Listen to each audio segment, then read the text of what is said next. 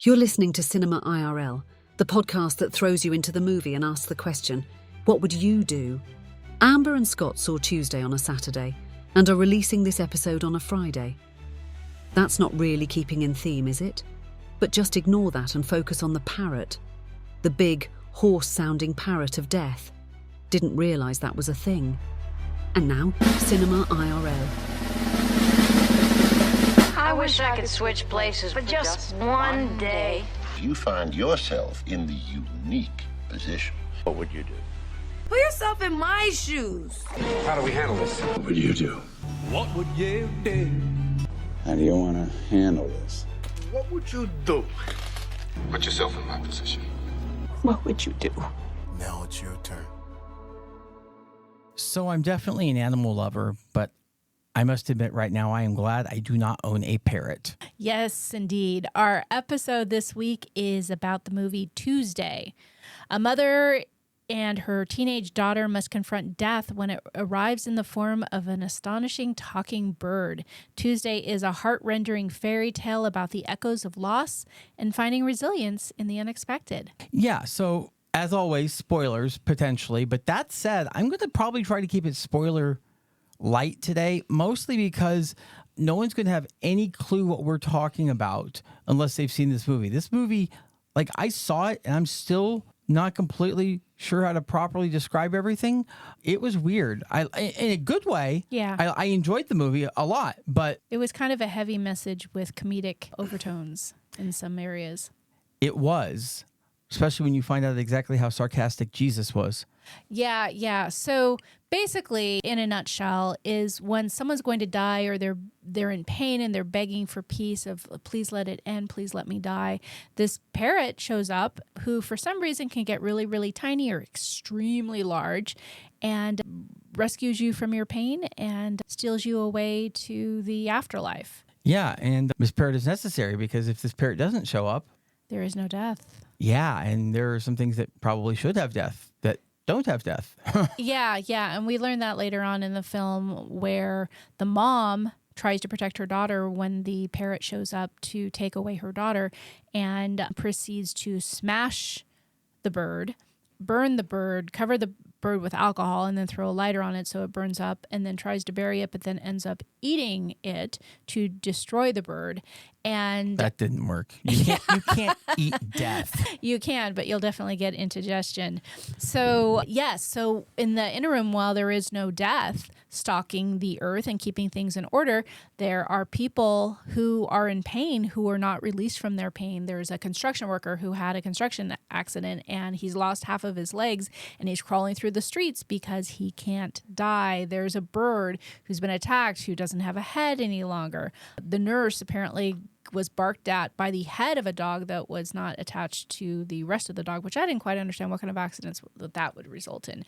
But mayhem ensues when death is cheated and people who should pass are forced to linger in agony. Yeah. But it all just kind of starts with a Tuesday. And in this case, Tuesday is not a day. Tuesday is a girl who, they don't actually state what condition she has, but it definitely seems like some maybe cancerous type condition or something that's got her pretty permanently debilitated and on her way out. Yeah, And she's on an oxygen tank. She has trouble breathing and frequently wheezes and has to actually intentionally remember to breathe in and out. Yeah, so she sees this parrot and it comes up, and okay, so apparently in this world they understand that the parrot is there for them, like the Grim Right. Reaper is a parrot. Yeah. So what do you do when you are faced with death and you're not quite ready? Yeah, well, but the teenage girl, though, was incredibly mature. She did seem ready. She mostly just wanted to have some closure with her mom and talk to her mom before the parrot took her and actually helped the parrot. The parrot had gotten stuck in one of those terribly inhumane glue traps for mice and had all kinds of gluey gummy stuck to its talons. And Tuesday realized that, so she helped get the glue off. Then the bird said he was filthy, and she helped the bird take a bath so he was, clean and vibrant orange again, and was really kind to the bird, knowing why he was there and very accepting of this is what's going to happen, and I just kind of want to say goodbye to my mom and and get in my final things before you take me. Yeah, that's interesting. I mean, I guess it depends. I mean, if you're not expecting it and the parrot comes out of nowhere, you might freak out a little bit. But if you're probably her thinking, okay, well, I mean, I'm not exactly living my best life at this point, and I'm probably in a lot of pain and on the verge here. Maybe it's a little more of a relief. I don't know. I can't say that I've been there, and hopefully won't be for a very long time. But that does prompt the question, what would you do if you understood what death looked like in the form of a parrot, and the parrot shows up? And the one thing that wasn't addressed is unexpected death. They kind of focused on people who were in pain and needed to be released from the pain. So I guess for the sake of conversation, let's stick with that premise that in some way, shape, or form, you are in pain, and you've been in pain, and you're tired of being in pain.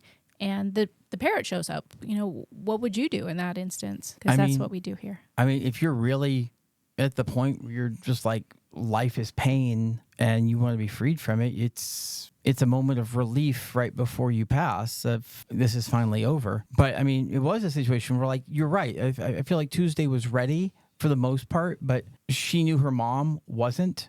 Right. And so she literally convinced Death to hang out till her mom came home, which kind of led to the rest of the movie. If you're Death, you might not take that request the next time. Yes, it did certainly derail his schedule. Yeah. So I don't know what I would do. I mean, I'm not in a place where I feel like I'm ready for death, so I'm probably freaking out. But I don't, that I know of, have something terminal right now that's going to make me go, okay, well, I'm ready. I more want to focus a little bit on the concept of okay, so Julia Louis-Dreyfus, the mom's character who ate Death, then realizes that, oh, this comes with something. And then she basically has to play the role of Death herself. Yes, getting very large and very small and having the ability to release people from their bodies. Yeah, and she started getting good at it. Yeah. It's funny because earlier in the film, she hates death. She thinks it's terrible, and obviously kills it to protect her daughter. And when she has to step into that role of visiting people who are in pain and releasing them, she actually kind of smiles through the process, and not in a demented, sick kind of a way, but in a realizing that she's actually doing something good in helping people move past pain. And the other part that I think is really worth mentioning in this film is how Death, whether it was the parrot or Julia Louis-Dreyfus later in the movie, they can hear all of these cries for help from people. Please, I can't do this anymore. I'm in so much pain. Please take me. I don't want to be here anymore. I want to go. This is too hard. Please. And hearing all of this cacophony of voices. And to be clear here, it's not just humans. It's literally everything. Like, you see these skies completely fill with houseflies, which obviously have a very quick life cycle, typically. Mm-hmm. But if all of a sudden you go a full day and no houseflies die, right? Because there's nothing, they could fill the skies very quickly, which they did. So, man, that guy's got to be busier than Santa Claus on Christmas. That Death, you mean? Yes. Yes, Death is definitely a full-time and a half job. So, I mean, I guess, going back to the what would you do? And if I were in pain and I was tired of suffering and I really wanted it to end, I would probably feel so relieved to see that parrot of, thank you, I've been waiting for you. I'm ready. Thank you for coming. I imagine I would be just grateful and glad to see that parrot if it were me. Yeah. I mean, I suppose if you're in that position. And again, they didn't deal with people who didn't want to die. So, that's a whole other complicated thing. And they probably stayed clear of that because it was more squishy than... They did a little bit at the beginning. I mean, they were people who didn't necessarily want to die, but something had happened and they were going to. I think they were more understanding that they were going to, but hoping that they weren't going to. But like at the very, very, very beginning. Yeah, there was a guy who was in an alley saying, I can't believe they stabbed me. So maybe in some sort of gang brawl or some sort of crime gone bad in an alley. It wasn't quite clear. But yeah. I guess I'm thinking more specifically of maybe people who are sick or old and don't want to die. Really where that parrot showing up is probably the worst possible thing that they could see that could happen to them, of they're fighting for their lives and darn that frickin' parrot flies in. Yeah. So this is an interesting what would you do, because, I mean, in theory here, we are all one day going to be faced with death. I say in theory because you never know. Medical science can do all sorts of fun stuff. Very true. But I would say thus far, it's batting 1,000 on people who are being birthed, eventually being killed. Yeah. So It was a very thought-provoking film. And, you know, even looking at it through the lens of what would you do, in the fact of what if you had to take over and all of a sudden you had the ability to the privilege and also the burden of removing people from the sphere and bringing death to them.